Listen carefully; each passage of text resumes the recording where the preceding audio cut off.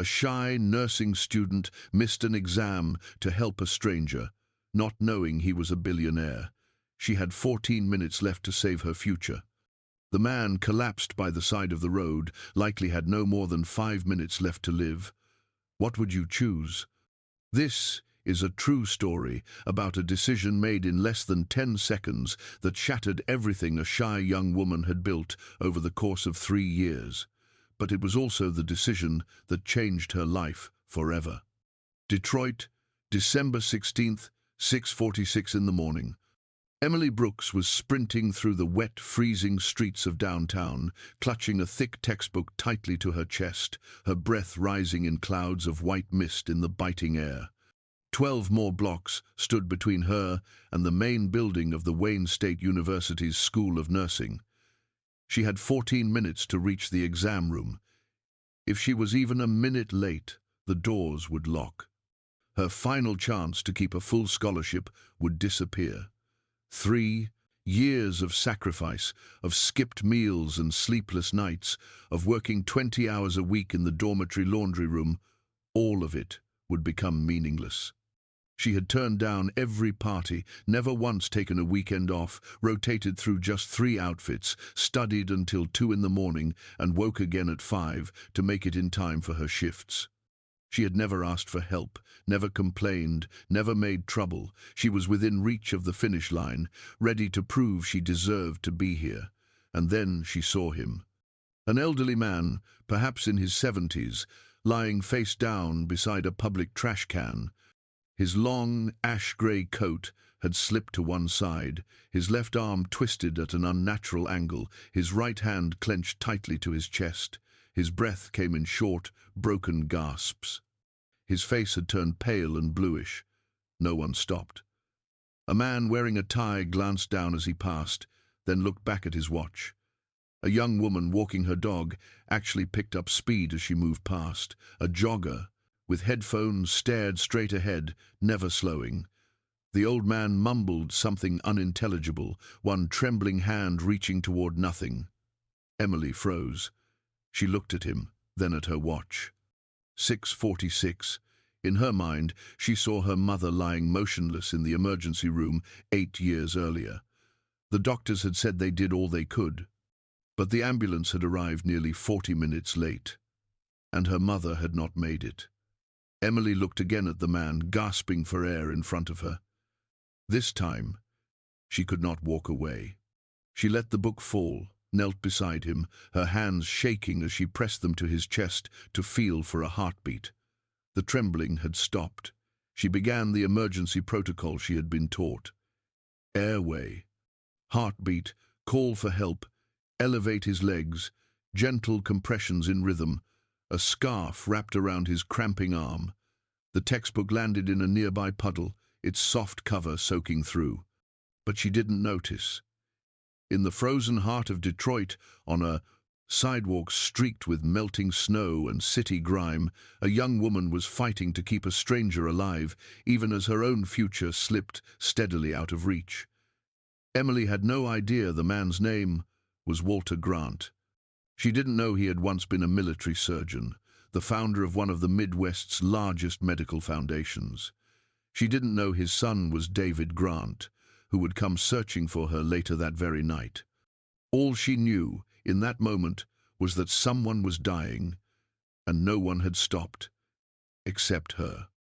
Before we continue with the next chapter of this story, if something within you stirred while listening just now, take a quiet moment to subscribe to the Emotional Echoes channel, tap like, and share this video with someone who might need a gentle reminder that kindness is still alive in this world. We bring heartfelt stories like this one every single day, created for those who cherish compassion and believe in the quiet strength of the human spirit. Where are you watching this from? Leave a comment with the name of your city or the place where you're listening, so we'll know how far Emily's story has reached and whose heart it has touched. Thank you for being here, right now, in this moment. And now, let's return to find out what happened after Emily chose to stay. The old man's breathing grew weaker, drifting into the icy air of the Detroit morning in thin, trembling wisps. Emily slipped off her scarf and wrapped it around his shoulders, her hands never leaving his chest, tracking the rhythm of his breath and the flickers of his fading heartbeat. Her fingers were numb but moved with resolve. Beneath the worn layers of his coat, his heart thudded weakly, unevenly. She spoke softly, as though trying to call back a drifting soul. "Can you hear me, sir? Try to breathe slowly." She didn't know if he could hear her, but she kept speaking, because the silence in that moment was more terrifying than anything else. The wind tore through the street like a blade, plastering her hair to her cheek, raindrops clinging to her lashes. A shiver rattled through her body. She wasn't wearing socks. In the rush to leave her dorm, she had shoved on her sneakers and forgotten the thick wool pair tucked away in her drawer. Now her feet were nearly numb with cold, but her gaze never left the dying man before her. The ambulance still hadn't come. Every second felt stretched thin. 6:48. She remembered her freshman year, when the professor taught the emergency protocol, his voice emphasizing that within the first 10 minutes, every decision could alter the outcome. But how could she focus when thoughts of the exam, the scholarship, and the looming $22,000 tuition debt chased behind every move she made? She thought of her grandmother, living off a fixed pension, who still sent her boxes of discount groceries every week, with a few carefully folded bills tucked inside a cereal box. She thought of the tiny, rented room without proper heating, where she studied on the floor because the desk was too old to support the weight of her textbooks. All of that flashed through her mind and then vanished when the old man groaned and began coughing violently. Emily leaned in, helping him turn his head to the side. A thin trail of blood slipped from the corner of his mouth. She took off her coat, folded it, and gently placed it under his head as a pillow. A woman stopped a few yards away, phone in hand. But when Emily looked up to ask for help, the woman simply shook her head and walked away. People kept passing by, as if this scene were just another part of the city's fabric, as if an old man collapsed on the sidewalk was not worth stopping for. 6:50. Emily pulled out her phone and called emergency services again. The operator's voice was calm, detached, reading from a script. "The report has been logged. An ambulance is en route. Please keep the patient still." She hung up and gripped the phone tightly. She had made the first call at 6:39. It had been more than 10 minutes. She looked up at the street sign, Jefferson Avenue, crossing 16th Street. A gust of wind made the sign tremble, knocking against the lamppost with a dry, metallic rattle. The old man gasped, his eyes fluttering open. For a moment, their eyes met. Not full of fear, not panic, just a quiet acceptance. The look of someone who had long stopped expecting to be saved. Emily felt something twist inside her chest. She gently squeezed his hand. "I'm here. I'm not going anywhere." One of his hands, trembling, reached up and held hers. Faint, barely a touch, but enough to make her forget the ticking clock. She knew she wouldn't make it to the exam. But she also knew, if she walked away now, she would never forgive herself. Across the street, the red lights of the ambulance flared around the corner. But it was already 6:52, and her heart had just made a decision that could not be undone. When the ambulance pulled up, 2 paramedics jumped out carrying a stretcher and their equipment. A young woman with a steady, serious face gave Emily a brief nod as she took her place, checked the man's pulse, and began attaching the heart monitor. The other paramedic spoke rapidly into a radio. Emily stepped back, her body numb with cold, her hands smeared with blood and rainwater. Her shoes were soaked through, her feet without feeling. On the frozen sidewalk, the old man was lifted onto the stretcher, covered with a blanket, and wheeled into the vehicle. The doors shut. Emily watched as the ambulance eased backward, then sped away, its red and blue lights flickering through the pale morning mist. She stood still for a single heartbeat, then turned, picked up her textbook with its torn, waterlogged edges, held it tight against her chest, and began to run. She did not think, she only ran. Leaving behind the blood, the puddles, the indifferent glances, running as though speed alone might make time reverse. 6:57. She had 3 minutes to cover 7 buildings, 2 red lights, 1 staircase of 6 floors. Her heart pounded so hard the world blurred. The cold air slashed her lungs like a blade. Still, she ran. By the time the School of Nursing came into view, her legs were nearly numb. 6:59. She burst through the main doors, dashed across the tiled hall, her wet shoes leaving long streaks on the floor. Up the stairs, taking 3 steps at a time, her book pressed to her chest, her damp hair clinging to her neck. She reached the classroom door. Room 302. She knocked lightly. No one answered. She knocked harder. Silence. She looked through the small window in the door. Inside, her classmates had already begun the exam, each one bent over a desk beneath the cold glow of fluorescent lights. She recognized every face. Her seat in the 3rd row on the left was still empty. She knocked again, this time with urgency, trembling in the sound. And then the door opened. Dean Patricia Sloane appeared. Her silver hair was coiled neatly behind her head, a dark brown jacket, eyes cold as glass. She looked Emily over from head to foot, her gaze lingering on the soaked coat and the mud-stained shoes. Her expression did not change. 6:59, she said, on time. Emily nodded quickly, her hands shaking. I tried my best. I am so sorry. Someone collapsed on the street. I had to help. I called for an ambulance. The dean stopped her with a slight furrow of her brow. You are late. You may not enter. Emily felt her throat tighten. But I am less than 7 minutes late. I am a nursing student. I could not abandon someone who was dying. This is what we are trained to do. Dean Sloane remained in the doorway, unmoving. The rule is that the door closes at 7. No exceptions. You were not in your seat at the required time. You are marked absent. The exam has begun. Emily's voice broke. But my scholarship, if I miss this, I need this exam. The dean did not blink. Then you should have considered that before playing the hero on the sidewalk. This school does not run on emotion. It runs on discipline. You did not follow it. Her tone was calm, as if reciting a formula. Then she eased the door shut, not forcefully. Just enough for Emily to see the final image before it closed completely. Her classmates writing, the cold fluorescent light, and the empty chair where she had dreamed of sitting on the most important day of her life. The click of the latch made no sound, yet in Emily's ears it rang like a final bell.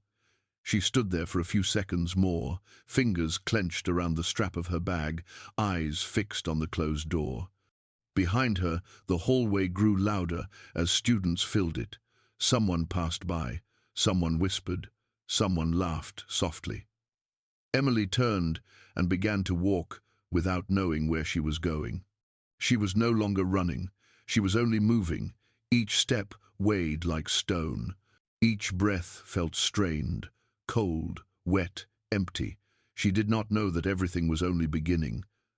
But in that moment, one truth echoed clearly inside her heart. She had lost everything. Emily dragged her steps across the campus courtyard, her head bowed low, her soaked coat dripping steady droplets of rain onto the cold grey tiles beneath her feet. No one looked at her. Or if they did, it was only a passing glance, curious at best, laced with the kind of indifference that city people wear like armor. She moved, as if walking through a dream she had no control over. She couldn't recall how long she'd been walking, only that when her hands began to tremble from the cold, she realized she was standing in front of the dormitory door. The red brick building, 3 stories tall, tucked away behind the main academic hall, was where the scholarship students were housed, deliberately placed out of view, so as not to disrupt the school's aesthetic charm. She pushed the door open, the floor creaking beneath her as she entered. The staircase to the second floor flickered with broken light, a bulb that hadn't been replaced since the beginning of the semester. Her room was at the far end of the hall. The door hung slightly ajar. Inside, it was cold, lifeless, as though the space itself had forgotten how to feel. She stepped out of her shoes, her bare feet meeting the icy wood floor, and set her soaked bag down in the corner. Then she lowered herself slowly to the ground, back resting against the edge of the bed, knees pulled in, arms wrapped around her legs. She didn't cry, didn't speak. Not even a sigh left her lips. Only silence. As though the entire world had shrunk to fit inside this 10-square-meter room with its aging single bed, its wobbly desk, and walls stained with old water damage. On the desk, her phone buzzed once. She hadn't planned to check it, but the flash of the screen in the dimness drew her eyes. A message from Jennifer. Her roommate. Just one line. "You really skipped the final this morning to help some random old man." My God, it's like something out of a movie. A smiley face tagged at the end. Emily didn't reply. She turned the screen off. But then it buzzed again. This time, an email notification. She opened it, and her eyes caught the subject line, her heart clenched. Scholarship status update. She tapped it open. The letter appeared, polite in tone but ice-cold in meaning. Dear student Emily Brooks, due to your absence from the required final exam in Applied Physiology, winter semester, the Brooks Memorial Foundation full scholarship awarded to you has been revoked as of today. The total tuition due to continue enrollment is $22,000. This amount must be paid in full before the end of the current semester. Failure to meet financial obligations on time will result in academic suspension and referral to the university's debt resolution office. Additionally, you will be required to attend a disciplinary hearing to provide an explanation for your absence. Sincerely, Student Financial Services Office. Emily read it again. And again. Her mind emptied. There was no anger, no rebellion. Just a hollowness, cold as the frost, still clinging to her damp hair. She set the phone down quietly, rose to her feet, and walked to the shared bathroom at the end of the hall. It was empty. She was alone. The mirror was fogged over. She turned the tap, catching cold water in her raw, reddened hands, then began scrubbing hard. Blood had dried beneath her nails, settled into the creases between her fingers, into the thin lines on her palms that people say hold the marks of destiny. She scrubbed until the skin peeled, until it burned. As if, with enough force, she could wash away the morning, wash away the choice that had cost her everything. But the blood stayed, the smell lingered, and the truth stood firm. She had saved a life, and she had traded her entire future to do it. Night had fallen completely by the time Emily returned to her room. She sat by the window, the curtain pulled just enough to reveal a slice of thick black sky, occasionally flickering with the headlights of a passing city bus along the narrow street behind the dormitory. Inside, the light remained off. She didn't want to see the room around her. Everything was too visible, too raw, too real. The email still glowed on her phone screen, its final line frozen in place. You will be placed on academic suspension. Emily set the phone down on the floor, leaned her head against the wall. Her eyes were dry. There were no tears left to fall. The entire afternoon she had sat there just like that. No food, no words, no one knocked, no one asked, and she expected nothing. She was used to being alone. But then, at 11:47 that night, there came a knock, a quiet but firm knock, echoing down the long, still corridor. Emily lifted her head, her palms clenched. She wasn't waiting for anyone. She didn't want to see anyone. Still, she stood, cracked the door open, leaving the safety chain hooked. In the hallway stood a tall man, dressed in a charcoal coat, his posture formal but without pretense. His face was calm, his temples silvered, and his eyes held something still and deeply sorrowful. Emily's voice was hoarse. "Can I help you?" the man replied slowly. "You're Emily Brooks, right? I'm David Grant. I'm sorry for coming so late." She frowned. The name meant nothing to her. He noticed the hesitation in her expression and continued. "My father is Walter Grant. This morning he collapsed on Jefferson Avenue. You saved him." Emily felt a tightness pull at her chest. She let go of the chain and opened the door. Is he all right?" David nodded, relief in his breath. "He's recovering. The doctor said if no one had performed first aid in time, he wouldn't have made it." Emily exhaled a breath she didn't know she'd been holding. David reached into his coat and took out a phone. He showed her a short clip, footage taken from a nearby security camera. In the video, she was kneeling beside Walter, her hands moving with purpose, her face streaked with rain and worry, her coat open, her hair wild with the wind. But what caught in her throat was the moment she looked at her watch for the third time, then chose to stay and gripped the old man's hand tighter. David switched off the video and put the phone away. He said slowly, "You knew what it would cost, and you still stayed." Emily turned her face away, her voice barely more than a whisper. "I only did what any nursing student would have done." David shook his head. "Not everyone would make that choice. You gave up more than anyone could have asked." Emily looked down at her hands. The red marks were still there, where she had scrubbed them raw, trying to wash away the blood and the burden of her decision. She asked, her voice dry, "Did you come here just to say thank you?" David hesitated, then answered, "No. I came to start fixing what went wrong. I visited your school this afternoon. They told me you missed the exam, that your scholarship was revoked." She said nothing.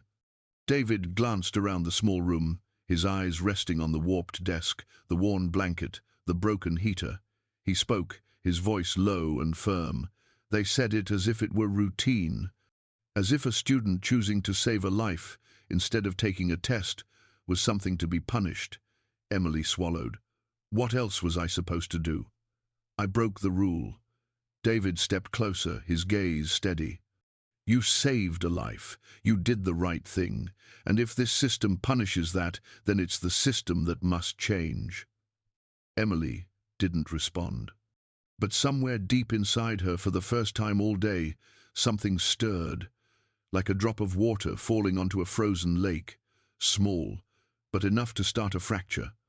David pulled a business card from his coat. It bore the name Ward Tech and the title Chief Executive Officer. He spoke softly.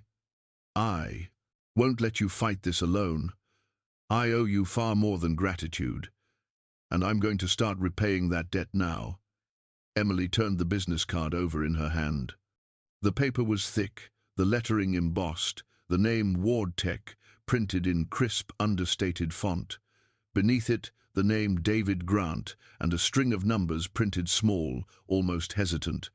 She didn't know what to say. The entire day had felt like wave after wave crashing down on her, and she hadn't had a moment to catch her breath.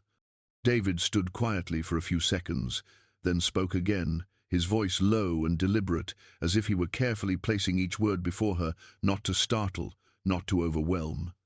"I know you don't need a stranger interfering in your life. But this isn't charity, this is justice. And I believe you have the right to be protected." Emily looked up at him. In his eyes, she saw something steady and quiet, a sincerity that didn't demand to be seen. It was the gaze of someone who had known loss. She recognized it because she had worn that same look for years. David reached into his leather case and pulled out a tablet. He opened a video file. "This is the full footage from the street camera at Jefferson Avenue." He tilted the screen toward her. Emily saw herself there, a small figure soaked to the bone, crouched beside an unconscious man. She watched her own trembling hands pull out a phone, then lower it again. The first time, then her hand on his chest, checking for a heartbeat.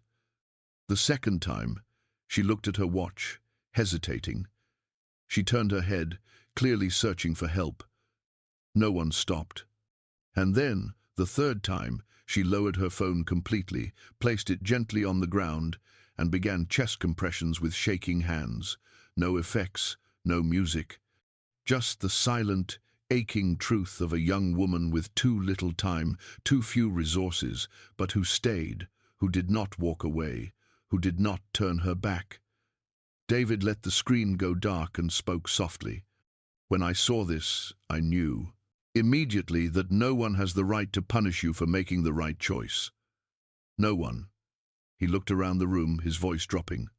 I've sent this footage to a legal contact. She's counsel for the Michigan Scholarship Foundation.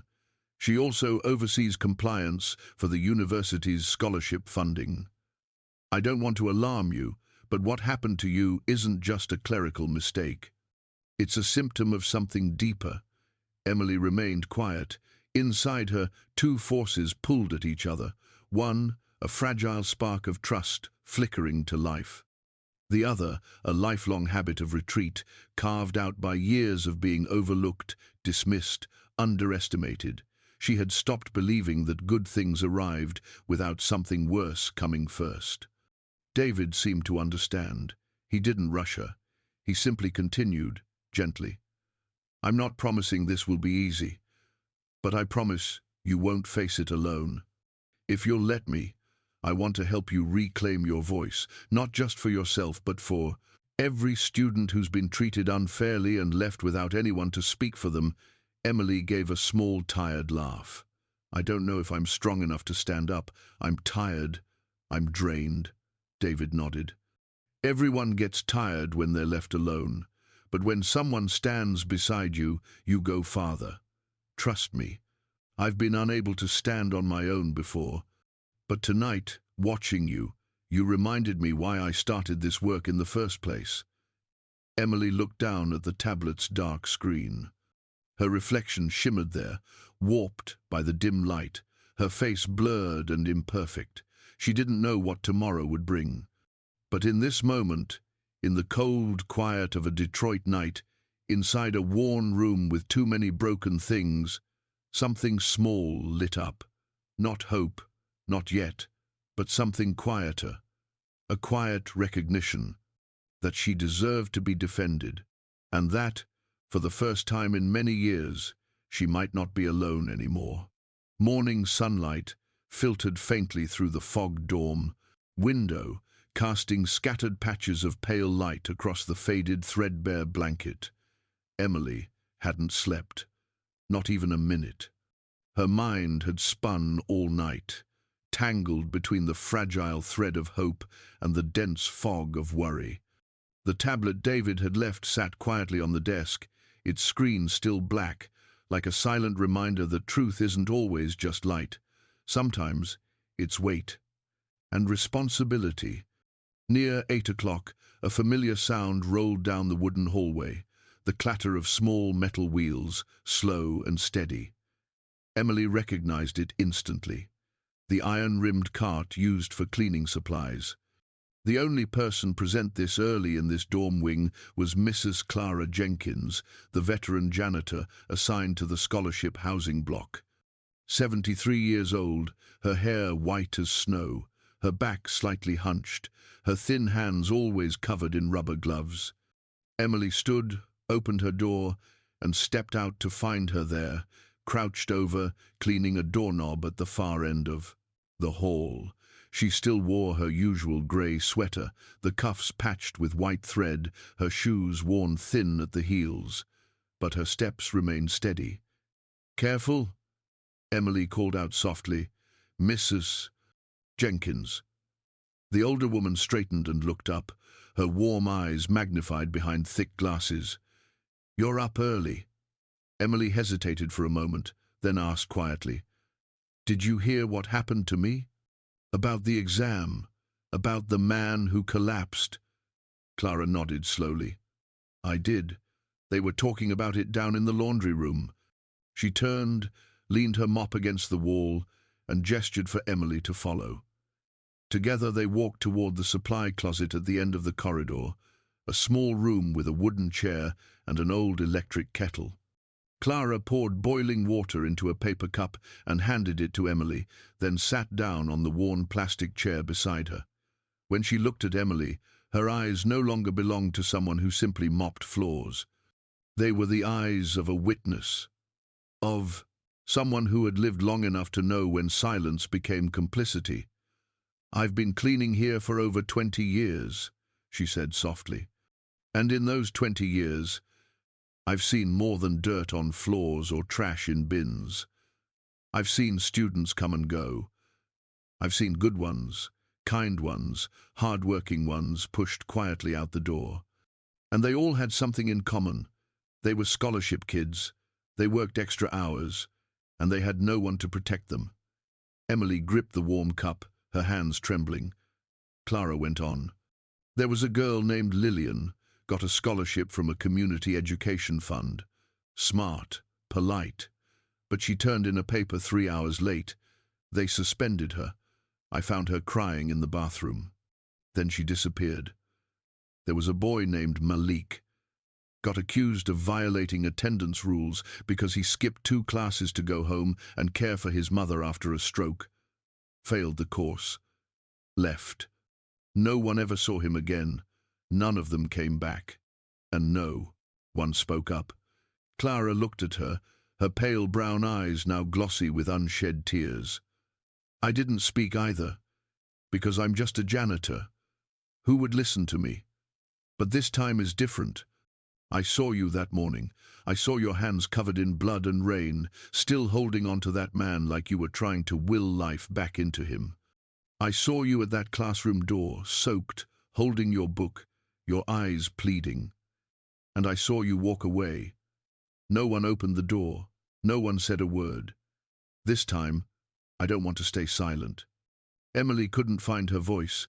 She had no idea Clara had seen her, had noticed, had cared. She had always thought of herself as invisible within these walls. But here, before her, stood a woman who had kept her silence for 2 decades, only to step forward now because of one small act Emily thought no one had seen. Clara reached out, her aged hand strong and sure, and rested it on Emily's shoulder. "You did the right thing," she said. "And if anyone tries to make you forget that, then you need people willing to stand beside you and stop them." Emily tightened her hand over Clara's. No words. Just the weight of quiet gratitude, a lump in her throat, and something beginning to stir deep within. Not a roar, not a rebellion, just a flicker, a spark. For the first time, it wasn't only a stranger who believed in her. It was a quiet witness, long unseen, and now, finally, heard. That night, Emily sat in her room with the tablet resting on her lap, the screen glowing softly in the dim yellow light of her desk lamp. A file had just arrived from David Grant. The title was clear and stark across the top: Preliminary Report on Revoked Scholarships and Student Suspensions. Slowly, she began to scroll through the pages. Each name that appeared felt like another cut across her already bruised thoughts. Lillian Nguyen, Malik Johnson, Teresa Gomez, Jamal Carter, 13 names in total. All had once been full scholarship students. All had maintained high academic performance through their first 3 semesters, and all had disappeared quietly after what the system had labeled minor infractions so small they felt absurd. One had submitted a paper 20 minutes late. Another had missed 2 days of class without prior notice when his father was rushed to the hospital. One had returned to the dorm past curfew after working a night shift. Another had simply questioned an outdated treatment method during a lecture. Each entry listed the student's name, the date the scholarship was revoked, the reason for disciplinary action, and one final note: student withdrew from the program within 2 weeks. No appeals. No returns. Emily didn't remember them all, but some faces flickered in her memory. In the library, on the campus shuttle, in the basement laundry room. They had been here. And then they were gone. No one asked why. No one said a word. She turned the page. A chart appeared, showing the network of scholarship funding. The University of Michigan received financial support from 6 major organizations, including the Michigan Health Foundation and the Ward Scholarship Fund. David had left a note in the margin. The Ward Fund provides scholarships solely for outstanding students from disadvantaged backgrounds, especially in health-related fields. The university pledged to uphold fairness in educational access. But according to the legal advisor David had contacted, there were clear patterns suggesting that certain faculty and administrative members had quietly interpreted policies in ways that favored students from wealthier families, while systematically penalizing those from marginalized or underprivileged backgrounds. The evidence lay in the discipline records. For students whose parents were donors or alumni, the same types of infractions resulted in warnings or opportunities to resubmit work. For scholarship students, they were grounds for suspension, revocation of aid, and forced withdrawal. Emily felt a chill run through her. She thought of Dean Patricia Sloan, who had stood before her and said that kindness was not a valid reason to be late, that rules were rules. But now, with the truth flickering before her on the screen, it was clear those rules had not been enforced equally. David was right. This wasn't just her story anymore. This was a system intentional, quiet, refined, and systemic. And the most terrifying thing was how long it had existed unnoticed, or worse, accepted. Emily placed the tablet on the desk and looked out the window. There were no stars in the Detroit sky. Her own reflection stared back at her in the glass, faint, worn, but unyielding. She thought of Lillian, of Malik, of those who had vanished without a question, without a voice. And she understood something with painful clarity. If she stayed silent, she would simply become the 14th name on that list. But if she spoke, if she stood, then maybe for the first time in years the invisible would be seen, and justice would have a name, not weak-hearted kindness, but uncompromising courage. The hearing was held on a Thursday morning in a small, windowless conference room tucked into the ground floor of the administration building. The ceiling hung low. Cold fluorescent lights buzzed softly above. The air carried a faint smell of old coffee and paperwork. Emily arrived 10 minutes early, dressed in a white blouse she'd pressed the night before and a simple pair of grey slacks. Her hair was tied neatly at the back of her neck. In her hands, she gripped a folder tightly. Its pages were those David had sent her. The list of 13 students who had disappeared, the legal summary detailing scholarship inequities, the time-stamped images from the security footage. But what frightened her more than any document was something no paper could contain: the feeling of being alone, because at this moment she was. In the room, across the long table, sat 5 people. They wore tailored suits, each with a small nameplate clipped to their lapel, and they looked at her with practiced neutrality. At the center sat Dean Patricia Sloan, face unreadable, posture sharp, with the kind of authority that didn't need to raise its voice to be obeyed. To her left were Professor Martin, who taught anatomy, and Professor Bailey, the academic advisor. To her right were Mr. Howard from Student Finance and Miss Lang from the Scholarship Office. Emily swallowed and sat down in the single chair facing them. No advocate, no lawyer, no David, at least not yet. No one spoke for a moment. Then Dean Sloane's voice broke the stillness, calm and clipped. "We have reviewed your case. You were marked absent without authorization from a required final exam.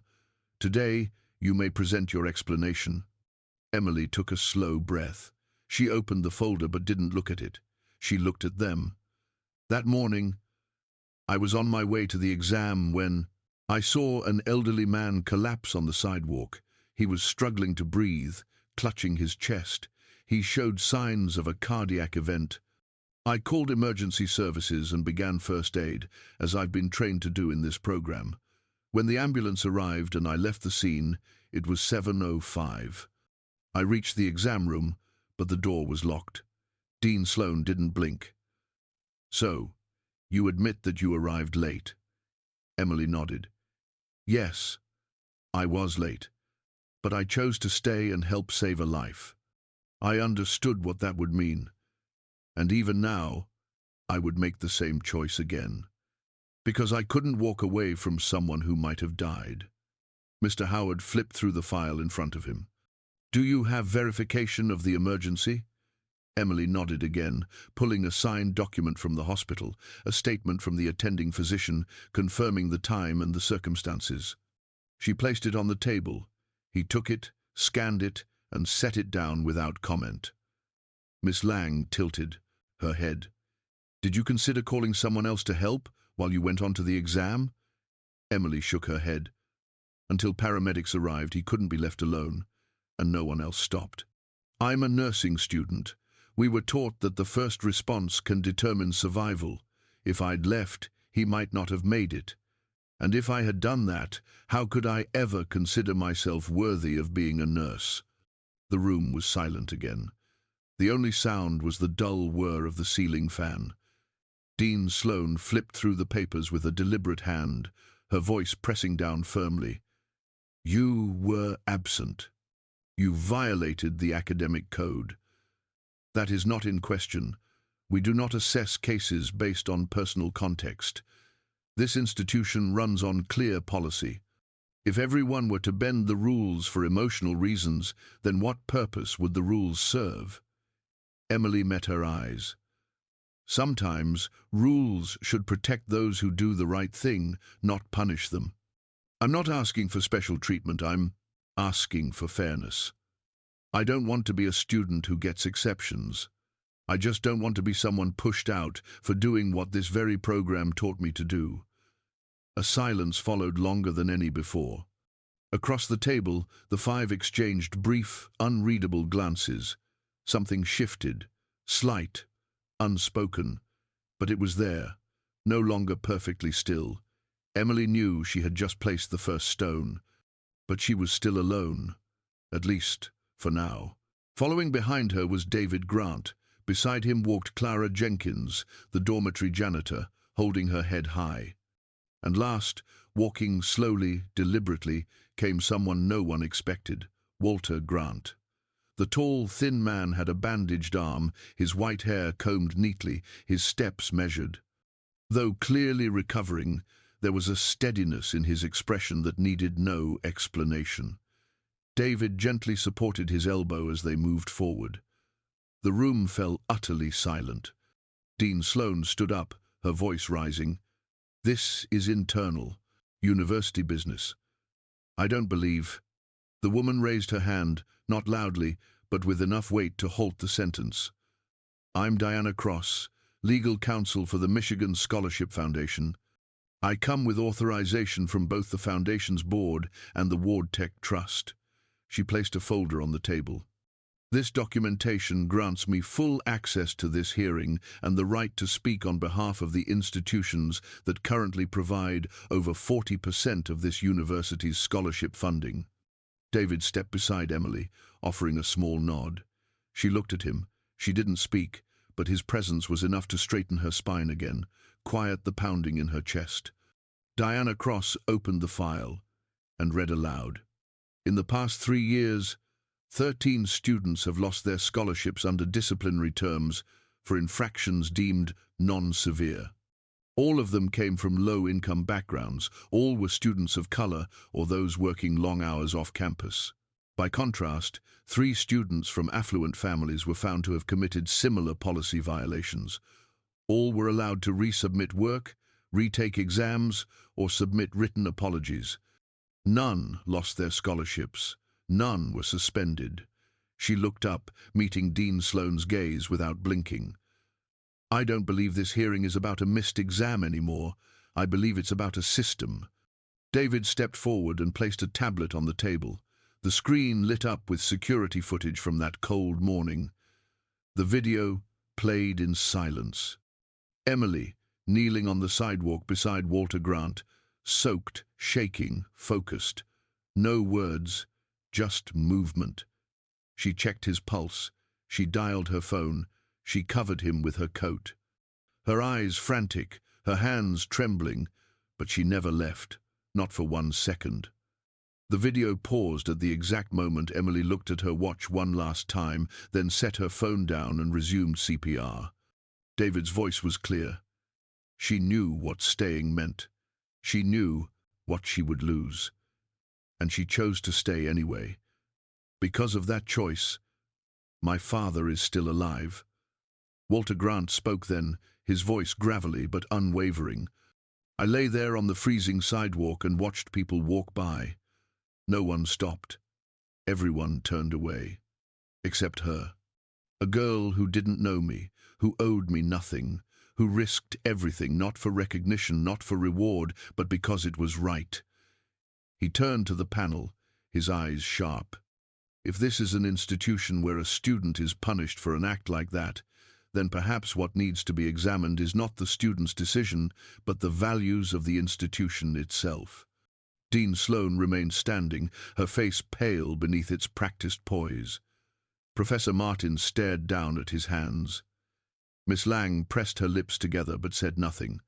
The room was now holding its breath. Emily sat still, her hands folded gently on her lap, her gaze steady. She hadn't spoken since they entered.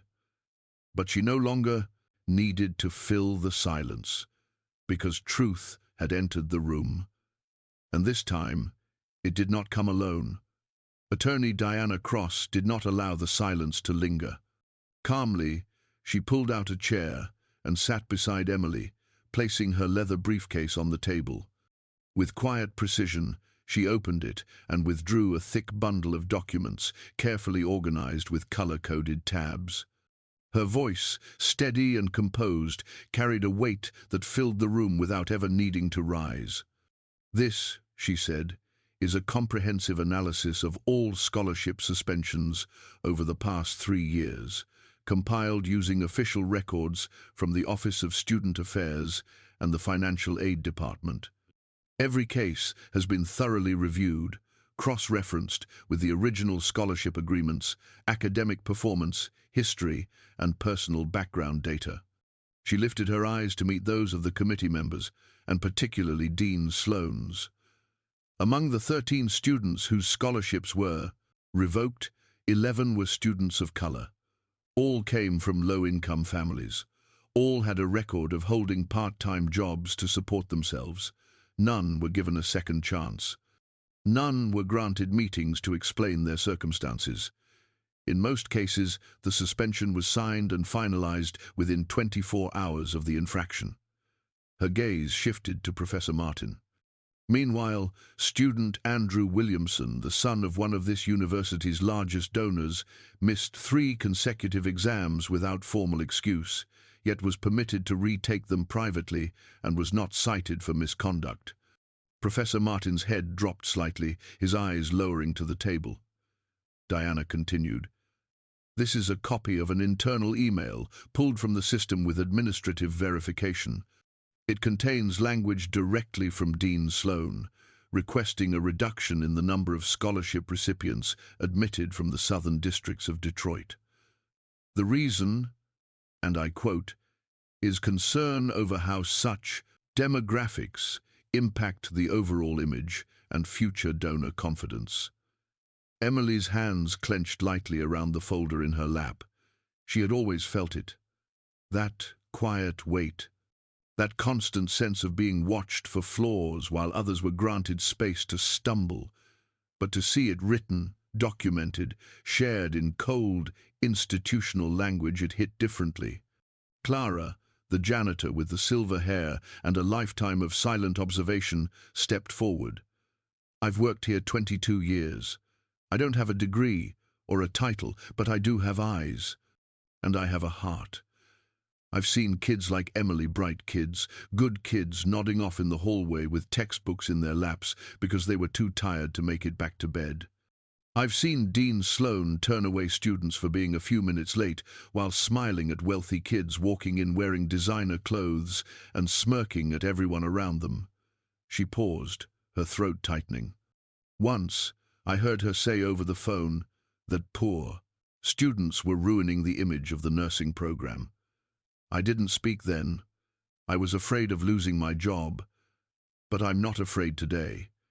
She turned to Emily, her voice gentler now. You deserve to be here. More than most. The room held still, not a word, not a breath, just the soft sound of the wind brushing past the sealed windowpanes. David nodded to Diana. She opened a second video file this time, footage from the bus stop camera. The screen showed Emily standing, waving frantically for the ambulance, then collapsing forward in exhaustion. Her blouse was torn, stained with blood. Her face was half lost in falling snow. Walter Grant, seated beside her, eyes misted. She didn't walk away, he said, even when she knew it might cost her everything. And now someone wants to punish her for it? He turned to Emily. You may not know this, but you didn't just save an old man's life. You saved something many of us had begun to lose the belief that kindness still matters. That doing the right thing, even when no one's watching, still has a place in this world. Diana closed the folder softly. We formally request that all disciplinary proceedings against Miss Brooks be halted immediately. Furthermore, we demand an independent investigation into this university's scholarship policies over the past 3 years. If this request is denied, we are prepared to release all documentation to the press and proceed with legal action for discriminatory practices in education. Professor Chen, his voice unsteady but firm, broke the silence. I propose we recess this hearing to review the materials submitted. Dean Sloan, I believe it would be best if you excused yourself from the remainder of this session. The air turned to glass. Dean Sloan rose slowly, her expression struggling to remain composed, though the tremor in her hand betrayed her. She gathered her papers without a word, and then she walked out. The door clicked shut behind her, a quiet sound, but it landed in the room like the final stroke of a gavel. Emily remained seated, her hands resting on her lap, surrounded by the same faces that had once held her fate in silent judgment. But this time, she wasn't alone. In front of her sat truth and justice, and yes, even tears. But above all else, there was hope. Hope that something was finally about to change. After the door closed softly behind Dean Sloan, an unusual silence settled over the room. But it was not the tension of before. It was the hush of something being lifted like a thin layer of dust finally brushed away from a window, letting in a clarity so quiet it felt sacred. Professor Chen adjusted his glasses, still looking down at the stack of papers in front of him. His voice wasn't loud, but every word landed with quiet conviction. I believe we've heard enough. I don't know how the others feel, but to me, this is a mistake that must be corrected. Miss Lang nodded, her expression serious, resolute. I agree.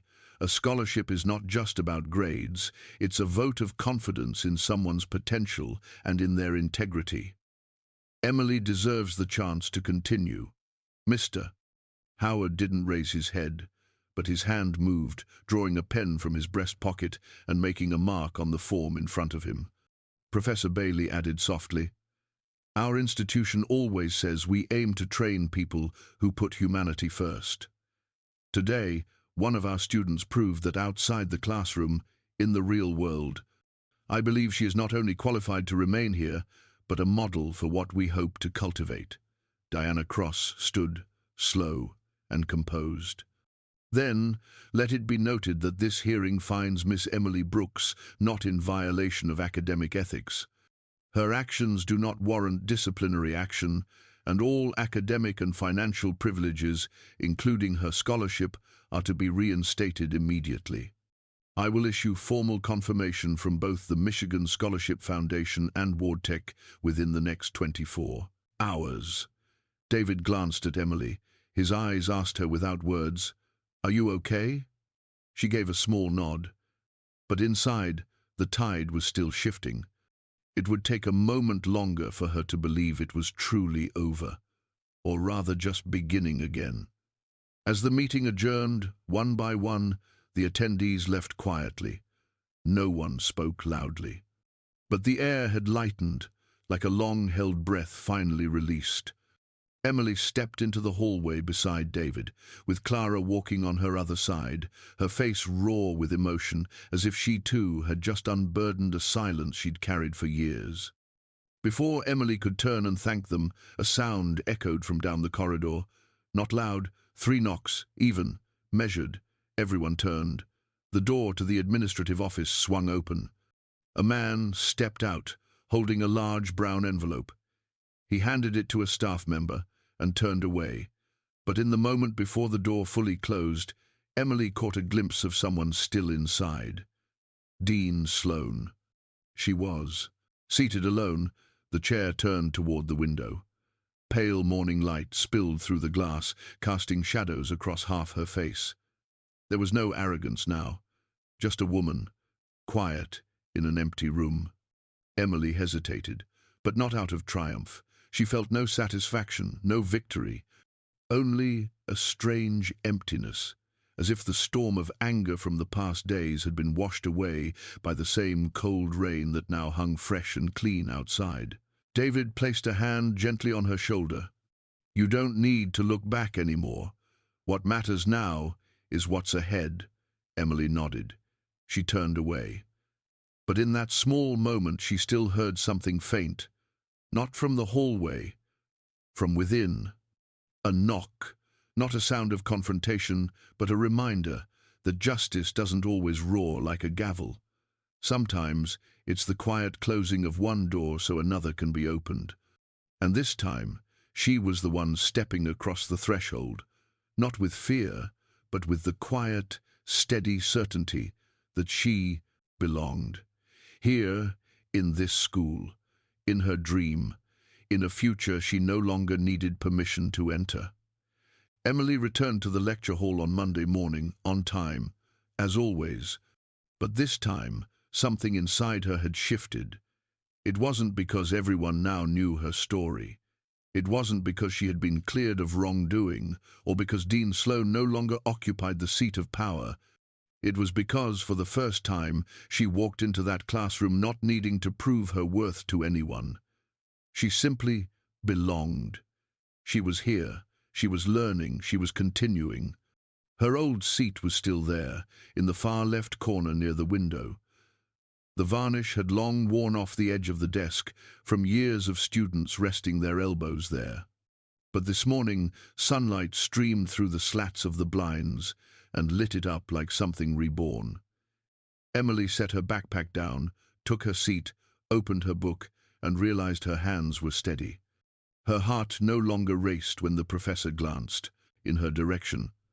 A classmate in the row ahead turned and offered her a quiet smile. For the first time since she had arrived at the university, Emily felt that gaze not as scrutiny but as recognition.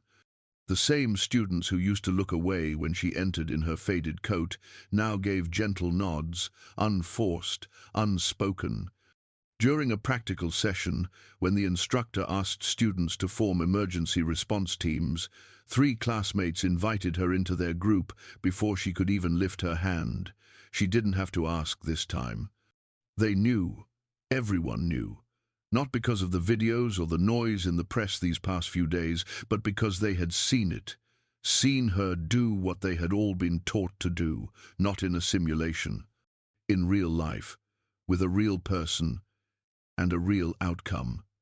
At lunchtime, Emily sat at the stone bench behind the library, the spot where she often ate her homemade sandwiches to save a few extra dollars. Clara approached, carrying 2 steaming cups of coffee. One for her, one for Emily. Not the cheap kind from the vending machine, but a proper brew from the little corner cafe. Clara stopped at each morning. Today, she had bought an extra, because she remembered that someone had dared to stand up so people like her wouldn't have to remain invisible forever. They sat together in silence for a long while. Emily looked at her and smiled, not the polite kind, not the smile of endurance, a true one, gentle as wind, and it brought a shimmer to Clara's eyes. Clara reached out, gently wrapped her hand around Emily's. "Do you know what's most beautiful about kindness?" she said. "It makes other people believe they can be kind too. That day, you made strangers believe they could be good again." That evening, Emily returned to her dorm. The little room looked the same. The narrow bed, the window facing a brick wall, the old heater that ticked and clanked through the night. But there was something new now, something taped to the wall above her. Desk. A printed page from that morning's email, confirmation that her scholarship had been fully reinstated, tuition covered, no conditions, no limits. And beneath the official lines, a single handwritten note in blue ink, "You deserve this, David." Emily stared at the words for a long time, not because of who had written them, but because of how firmly they were written, how clear and quiet the message was. It felt like the world had finally whispered back, telling her that no matter how many times she had been turned away, dismissed, or pushed to the margins, there was still a place where she belonged. And she hadn't had to sacrifice her decency to earn it. That night, Emily studied late, not out of fear of failing, not because she had to prove anything, but simply because she loved what she was learning. Each page brought her closer to a childhood dream, the dream of being the person who knelt beside someone afraid and whispered, "I'm here now. You're going to be okay." And for the first time in her life, as she closed her books and sat in the hush of midnight, Emily whispered something to herself, barely more than a breath. "I deserve this, not just because I saved a life, but because I chose not to turn away, because I chose kindness even when the world didn't offer it back." That morning, as sunlight slipped gently through the bare branches of late winter trees, Emily opened the mailbox outside her dormitory. Among old flyers and weathered utility bills, one envelope stood out. Cream-colored, its edges trimmed in gold, her name written in a hand that trembled slightly but spoke of care and time. She held it in both hands and slowly opened it. Inside was a folded letter, thick, soft paper, carrying the faintest trace of classic cologne, something old-world and enduring. The first line made her stop. "To my little nurse, the one who gave me another life." The handwriting was slanted, aged, but tender. She read on, the words, pouring into her chest like warm water on a cold day. "I don't remember much from that morning. I remember trembling hands pressing gently to my throat, a small, steady voice telling me to breathe, and eyes that looked at me as if I was still worth saving. When I woke up in the hospital, the first thing I asked the nurse was if anyone had stopped. She said yes. A young girl, studying to be a nurse, stayed with me until the ambulance arrived. I thought that would be the last miracle of my life. But it was only the beginning." The letter spanned 3 pages, and Emily read them without pause. Walter Grant told her about the days after his collapse, his first phone call with David, the way his son had traced her through security footage. He wrote of living nearly 80 years, of witnessing war, grief, and more indifference than a soul should endure. But that morning, a small young woman made him believe in goodness again. Near the end, his words turned simple. "Thank to you, truly. Someone will bring you a gift I've kept for over 50 years. I want it to have new meaning now."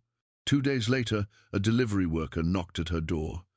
He handed her a small wooden box worn by time, but carefully polished.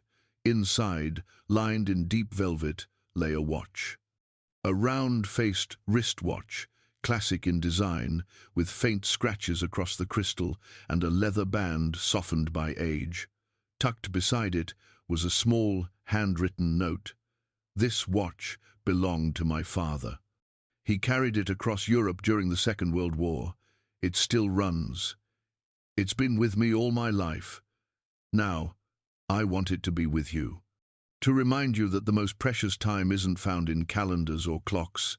It lives in the minutes we choose to do what is right, even when it costs us something. Emily picked up the watch. It had a quiet weight to it. The metal was cool, but it warmed quickly in her hand. She slipped it onto her wrist, and it fit. Just so, as if it had been waiting for her, all along. That evening, as Clara passed by and saw the light still on in Emily's room, she stepped inside with 2 cups of hot tea. Emily told her about the letter, about the watch. Then she fell silent. Clara sat across from her, gazing at the watch resting on her wrist, and smiled gently. "There are gifts that aren't things," she said softly. "They're memories, belief. He gave you both." Emily nodded, then turned to the window. The Detroit sky that night was strangely clear. She didn't know what the coming days would bring. She didn't know how far this future would stretch. But in that moment, with a letter in her hands, a time-worn watch on her wrist, and a dream slowly returning to life, she knew her story had turned a page. It would no longer be shaped by fear or scarcity, but by gratitude and the quiet belief that every sacrifice had meaning. And sometimes, a single choice made on a frozen street can become the beginning of something good, something lasting, something true, something a lifetime might not have dared to hope for. The message from David arrived late in the afternoon, just as Emily was rereading Walter Grant's letter. It was only 1 line, but it made her heart race just like it had the morning she stood before the locked exam room. Asterisk, asterisk. I have something I need to tell you. Meet me at the old cafe at 6. Asterisk, asterisk. Emily responded simply. Asterisk. I'll be there. Asterisk. The cafe was nestled quietly on a worn corner of the city, the same place they had met after her hearing. The scent of roasted beans still lingered in the air. Jazz hummed low from the old radio tucked in the corner. Everything was just as she remembered it. David was already there, seated in his usual coat, an espresso steaming gently before him. When she walked in, he stood and pulled out a chair for her, his eyes steady and kind, as if all the storms they had weathered were now nothing more than a soft rain that had already passed. He got to the point. No preambles. He and his father had been thinking, not just about what happened to her, but to countless students like her, those judged not by their ability, but by where they came from. And they had decided it was time to do something. He pulled a folder from his bag and laid it on the table before her. "You can read this later," he said, "but I wanted you to hear it from me first." Inside was the draft proposal for a new scholarship fund to be founded by Ward Tech, named asterisk asterisk the Emily Brooks Scholarship. Asterisk asterisk Emily's hands clenched in her lap. "Me?" she said, voice barely above a whisper. "Why me?" David nodded gently. "Because you stood for what so many others couldn't. You didn't just save a life, you forced a system to look itself in the mirror. You deserve to be the name behind a second chance." The scholarship would offer full tuition for students in medicine and nursing from low-income families. But more than that, it would provide support beyond the classroom, living expenses, housing assistance, mental health services. No student should have to study under the same weight she once carried. Emily looked at him, eyes shining. "I don't know what to say." "You don't have to say anything," he replied. "Just let us use your name. And someday when you're ready, we'd love for you to meet the students who benefit from it." Emily nodded slowly. "I'll do more than that," she said. "I'll listen to them. I'll tell them my story. And if they see themselves in it, maybe they'll believe they deserve this too." Weeks later, in a warm, modest auditorium at the Detroit Central Hospital, the asterisk asterisk Emily Brooks Scholarship asterisk asterisk was officially announced. Representatives from Ward Tech, local hospitals, and community leaders gathered to welcome the first 12 scholarship recipients. Young faces, wide eyes, stories not unlike Emily's.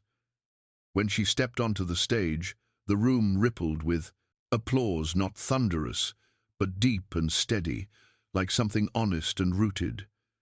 Emily didn't give a speech. She simply told a story about a cold morning, an old man who collapsed on the street, a decision made in less than 10 seconds, and everything that came after. When she finished, the room went silent for a beat. Then the applause returned quiet, yes, but full. The kind of applause that fills a space not with sound, but with meaning. That night, back in her dorm room, Emily sat at her desk. Walter's watch still rested beside her books, quiet and constant, like a witness to all that had changed. She looked at it, then whispered, "Asterisk, asterisk, I can't change the whole world. But maybe I just helped it stop forgetting someone. Asterisk, asterisk." The message from David came a week after the scholarship ceremony. Just a simple line, understated like always. But this time there was something in it that made Emily's heart skip, not with fear, but with something gentler, more uncertain, more alive. Asterisk, asterisk, can I buy you a coffee? I have an idea, and I can't think of anyone better to do this with. Asterisk, asterisk, she replied simply. Asterisk, asterisk, I'll be there. Asterisk, asterisk, they met again at the little cafe tucked into the corner of a quiet street, the same place where, months earlier, they'd first sat together in the storm of truth and doubt. This time, there was no tension, no silence filled with hesitation. Just two people, two warm cups of coffee, and time that seemed to move a little slower than usual. David set a leather case on the table and opened it. Inside was a project outline, printed and carefully tabbed. Emily leaned over, scanning the bold title at the top. Asterisk, asterisk, Community First Response Training Program. Asterisk, asterisk. He explained it plainly.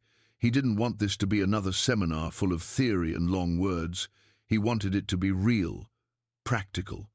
A program to teach everyday people, not doctors, not nurses, how to keep someone alive in those fragile minutes before the ambulance arrives. His voice lowered slightly. He had lost his father once because help came too late. His mother had lived because Emily had known what to do. If every neighborhood had just one person who knew how to act in that moment, he said, hundreds, maybe thousands of lives could be saved. Then he looked at her. And I can't imagine doing this with anyone but you. Emily didn't answer right away. She turned to the window, watching a quiet scene unfold. A frail couple walking hand in hand down the sidewalk, their pace slow, their steps careful. She remembered Walter's eyes that morning, the panic, the desperation, his hand reaching for life. She remembered the others who passed by, the ones who looked away. She remembered herself, standing there, caught between a test and a man's heartbeat. Then she turned back to David. Asterisk, asterisk, I'll do it. Asterisk, asterisk, she said, not just because it's right, but because I know what it feels. Like to stand there and not know what to do. Just fear, just helplessness. If this program can give someone the courage to act, someone like I once was, then it deserves to exist. David smiled. A real smile this time. Free of the weight he often carried, free of the grief that had lived behind his eyes. They got to work.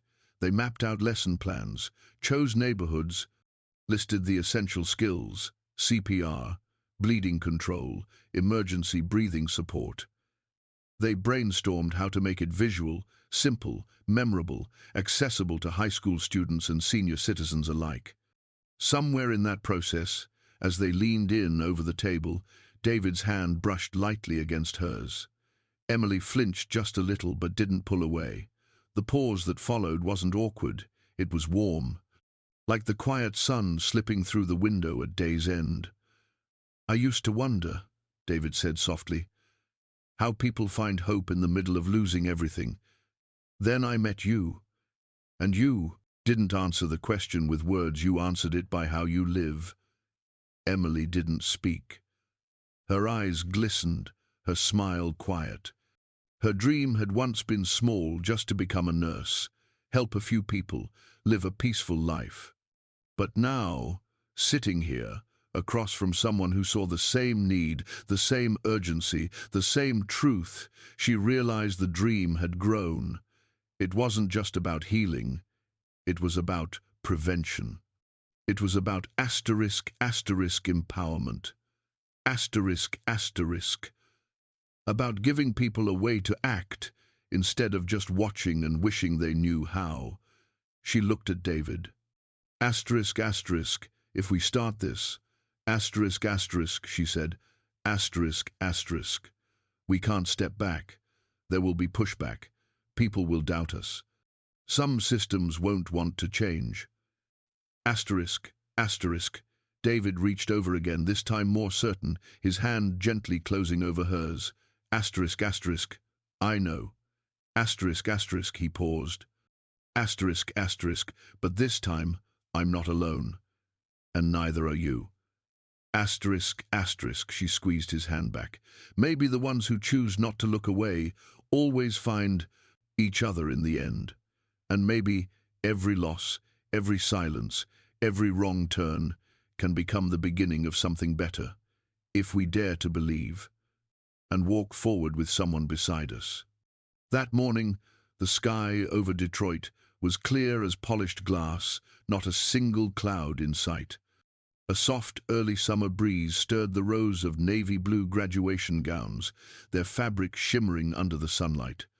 The University of Michigan Medical School held its commencement ceremony for the graduating class, and among the hundreds of beaming faces, Emily Brooks sat in the third row, stage left, her hand clutching the invitation card, bearing her name in fine, unwavering script. Beneath the traditional square cap, her heart pounded, not from nerves, but from something deeper. Gratitude. A quiet victory. Every step that had brought her here was lined with scars, and today she wasn't just walking across the stage to receive a diploma. She was closing a chapter that, once, she hadn't believed she'd survive. Down in the guest section, David Grant sat silently among the special invitees. His eyes followed Emily from the moment she entered, carrying in them not just pride, but a quiet tenderness that came from knowing the whole story. No words were needed. She could feel what he was thinking. She had made it, not just past exams or tuition battles or that one hearing that almost ended everything. She had made it past the deeper obstacle, believing for so long that she wasn't enough. When the announcer called her name, Emily Brooks, the entire lawn erupted in applause. She stepped forward, accepted her degree, and offered a composed bow of her head. In that moment, she was no longer the timid freshman who avoided eye contact and questioned her worth. She was a woman who had stood her ground when no one else had, who had chosen humanity over convenience, who had held on to decency even when the cost was nearly everything, and now the future was calling her. Name again, not with fear, but with possibility. After the ceremony, graduates poured out onto the campus green, tossing their caps into the air like pieces of hope finally freed. Emily walked slowly toward a quieter spot beneath the trees, where jasmine floated faintly in the breeze and sunlight streamed through the leaves in warm, dappled patterns. David found her there, carrying a bouquet of sunflowers, the same flowers she once mentioned her mother loved. When she turned and their eyes met, the world seemed to hush. The laughter, the applause, the rush of people, it all fell away. It was just the two of them again, as it had been in every quiet, defining moment before this one. He held out the flowers. "Congratulations," he said softly, "to the nurse with the biggest heart I've ever known." Emily smiled, accepting the bouquet. "Thank you."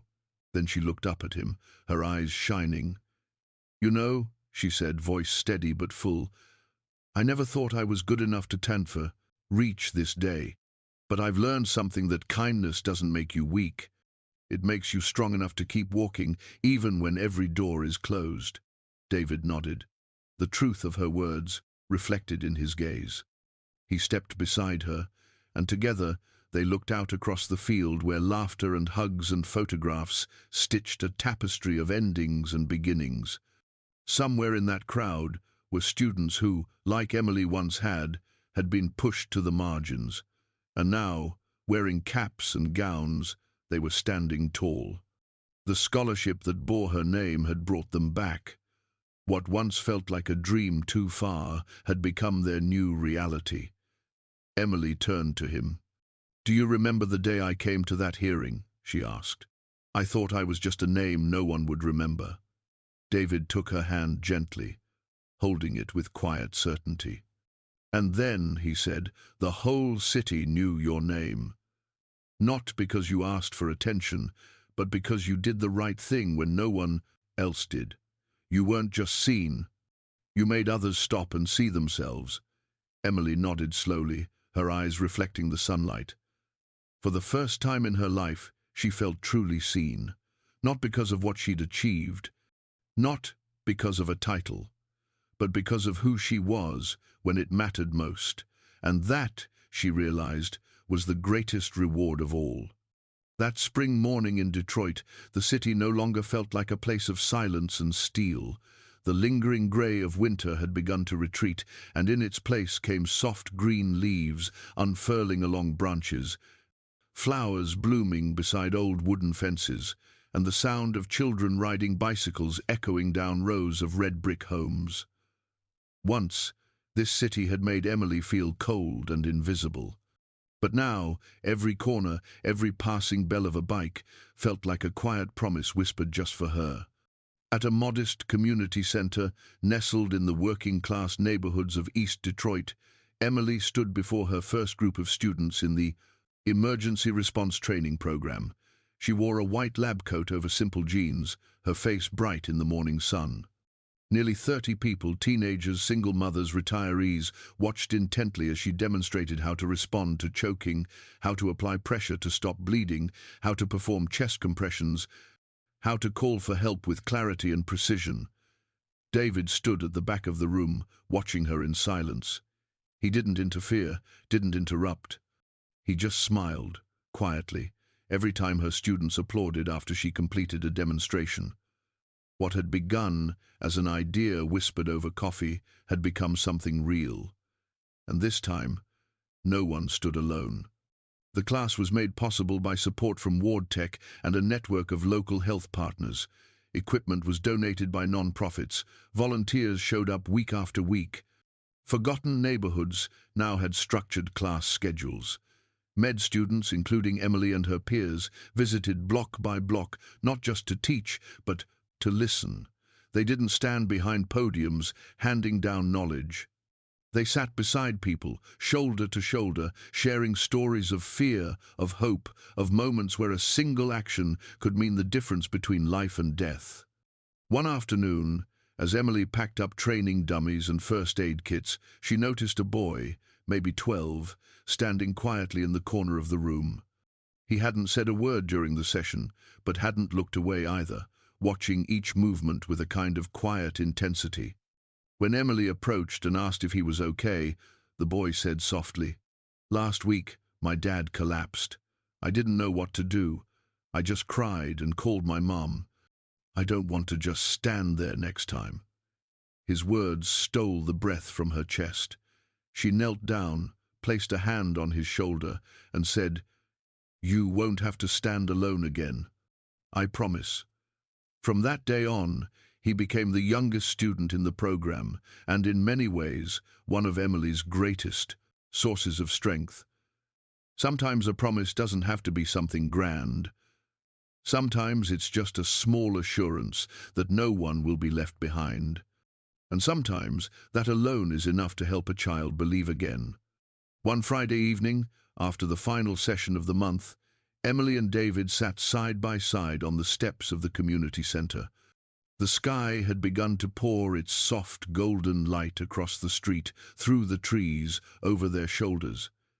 David reached into his coat pocket and pulled out a small leather-bound notebook. He placed it in her hands. "This is where I wrote everything," he said. From the first day I dreamed of building ward tech. Every time I doubted if it was worth it, I wrote down why I started. Emily opened the first page. The sentence at the top stopped her cold. Asterisk. No one should die just because no one knew how to help. Asterisk. She closed the notebook, held it against her chest. David looked at her.